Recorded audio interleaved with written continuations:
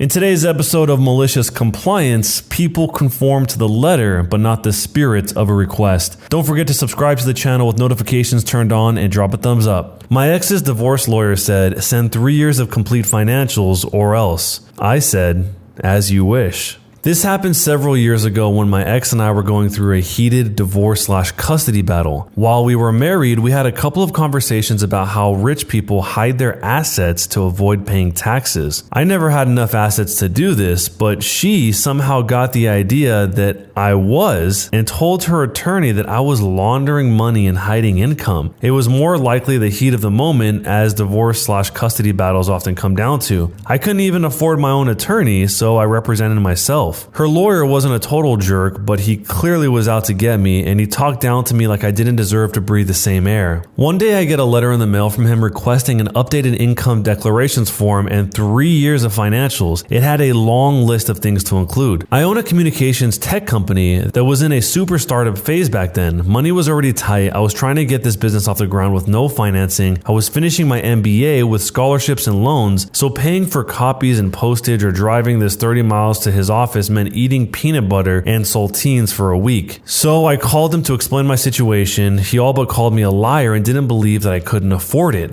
I was put off by that and said I was taking time away from business I needed to handle. To which he replied, and I'll never forget this, well, according to your income declarations, you're not that busy. What do you do all day? He then said if he didn't get these documents, he would consider my previous filings as fraudulent, tell the judge, contact the DA, and also alert the state tax agency and the IRS. Probably an empty threat, but I'm no lawyer. eFax is one of the services my company provides, and at this time it was relatively unknown. So I asked him if he had a fax machine. He said he had a fax/scanner/copier device, then said, what law office doesn't have a fax machine? And I suddenly got an idea. Okay, I said to him, I'll put it together and fax whatever I can. Okay, jerk, you want 3 years of financials? You got it. I scanned to PDF every receipt I could find. McDonald's receipts from 5 years ago? Throw it in. Won't hurt to include. CVS receipt? It's 3 miles long. Perfect. They get the $1 off toothpaste coupons too. I downloaded every bank statement, credit card statement, purchase orders from vendors, and every invoice I sent to clients. I printed to PDF the entire 3-year accounting journal, monthly, quarterly, annual balance sheets, cash flow statements, profit and losses. Not only did I PDF 3 years of tax filings, but every single letter I received from the IRS and state tax agency, including the inserts advising me of my rights. It took a while, but I was a few days ahead of the deadline. I made a cover page, black background with white lettering. Wherever I could, I included separator pages in all caps, boldest font that would fit on the page, in landscape, 20XX receipts, 20XX taxes, etc. is how I labeled it. I merged everything into a single 150-page compressed PDF file and sent the document using my eFax system. Every hour or so, I received a status email saying the fax failed. That's weird. Well, they're getting this document, so I changed the system configuration to unlimited retries after failures to keep redialing until it went through. Weird. I was still getting status email failures. I'll delete the failure emails and keep the success ones after it eventually goes through, I thought. Problem solved. 2 days later, a lady from his office called and asked me to stop sending the fax. Their fax/scanner/printer/copier had been printing non-stop. It kept getting printer jams, it kept running out of ink, and they had to keep shutting it off and on to print. I explained that her boss told me to send this by the deadline or else he would call the DA and IRS. Since I didn't want a call from the DA or IRS, I would keep sending until I get a success confirmation. I suggested they just not print until my fax completes, but she didn't like that. She asked me to email the document, and I told a little white lie that my email wouldn't allow an attachment that big unless her boss in writing agreed to cancel the request or reimburse me for the costs to print and ship. I said I would continue to fax until they confirm they have received every page. She put me on hold and the attorney gets on the line. He said, forget sending the financials. I said that I would need this in writing, so I would keep sending the fax until he sent that to me. He asked me to stop faxing and he would send it in writing. I said, send it in writing first and then I'll stop. A long moment of silence and then click. About 20 minutes later, I received an email from his assistant with an attached signed letter in PDF that I no longer needed to provide financials. The letter then threatened to pursue sanctions in court or sue me for interfering with their business. Every time I saw him after that, the lawyer never brought up sanctions, lawsuits, lawsuits, criminal referrals, or financials ever again. This is a funny story, but it's kind of sad what this is actually a result of. He told her about how rich people hide their assets, and then it created this whole thing trying to make it seem like he's hiding assets. But the strange part is, of all people, shouldn't she know if he has money or not, if she was married to him and living with him, and I assume they have children since they're fighting over custody? And from the way he tells it here, it sounds like he was really in a bad spot financially, but nobody believed him, I guess. The actual repeated sending of the fax over and over and over again, somebody called paper bombing, and they said, I do this generally via scan and email when the entire record is requested. I ask if the receiver needs the entire record or just the most recent court orders, case plan, assessment, etc. Most of the time they say they just want the most recent set of documents plus the entire narrative. Easy peasy for them and me. But if they ask for the entire record, then that is what they get. It may take days in between my regular work, but if you want 4 banker boxes full, you get 4 banker boxes full. I never copy and snail mail. They waste my time for unnecessary paperwork. They can waste their own paper and printer toner / ink. In all the years I've done this, or 10 out of the last 19 times, I've only had to do the full paper bombing 3 or 4 times. So this is basically just office warfare. People spam sending faxes and emails at each other until they get overwhelmed and they want to stop requesting it. It seems like these malicious compliance stories are actually kind of just the guidebook manual on how to do all these little tricks, because this is something I wouldn't have even ever thought of. But let me know what you guys would do if you were in this situation, or if you have been in a situation, let me know what happened. My mother-in-law lied about my baby gender, and now I have to see my baby in the clothes they brought. I'm a 30-year-old female. In November of last year, we gave birth to our first baby. It's the first in my family and the 6th in my husband's family, who is a 32-year-old male. It's important to say that all 6 kids are boys, and mother-in-law is in some sick baby girl rabies. Ever since we made the announcement, mother-in-law convinced herself that I was pregnant with a girl. I told her that once we knew the gender, she would be the first to know. We told her it was a boy, and she was still convinced it was a girl. She told her whole side of the family that it was a girl. I corrected, but she told them I was just annoyed because I wanted a boy first. I just wanted a healthy baby. I didn't care about the gender. She also told them we are naming the girl after her mom, which we will never do because my husband hates his grandma. When the baby shower gifts started to come, I noticed that a lot of things weren't from the register, embroidered things with grandma's name, and it didn't matter. We told them the gender and the name and made it clear we are not lying about the gender. Everyone believed her instead of believing us. Well, the baby was born, and imagine the surprise, it was a boy, just like we have been telling everyone. The problem for them was that now the baby has plenty of girly clothes, pink onesies, etc., and we are dressing our baby with them, specifically for his family video calls and for pictures for them. After a Saturday call, our mother-in-law called us to scream at us because we're making the elders uncomfortable for not sticking to a masculine color scheme for the baby clothes, and we have to stop being this childish. She just thought my belly shape was more like a girl than it was a boy. We told her we will not be able to change the baby's clothes and to just wait until the dresses fit. He will look adorable. Am I the jerk? Okay, first off, how can you tell the gender of a baby based on the belly shape of the mom who's pregnant? Is that even a thing? Is that just a made-up thing, or is that really something that people know about? Secondly, I think for most people it's a bigger deal than the OP is making it seem like, where your baby shower, which some people are really counting on to get supplies and things they need for their baby, are all full of things that they don't really want for the baby because they want to dress the baby like it's not a girl. But what they're doing is kind of cool. They're just putting the baby in those clothes. So ultimately, the parents themselves don't even really seem bothered by it. They just say, hey, you gave us these clothes, we'll put these clothes on. Who cares? But it's the mother-in-law herself who's upset about it, which is the same person that made this whole situation come to be. So if anything, the mother-in-law should say, hey, let me help you return the clothes so we can get clothes that are for a boy baby, if that really matters, which it's a baby. I don't think the baby's going to care one way or another, but it really seems to be a big deal to the mother-in-law. So let me know what you guys think. Was the OP, the mom here, a jerk or not a jerk for handling it this way? And what would you do? They told me, I don't care if he's dead. Put him on the phone. My father died on Father's Day of 2012. He was divorced and living alone.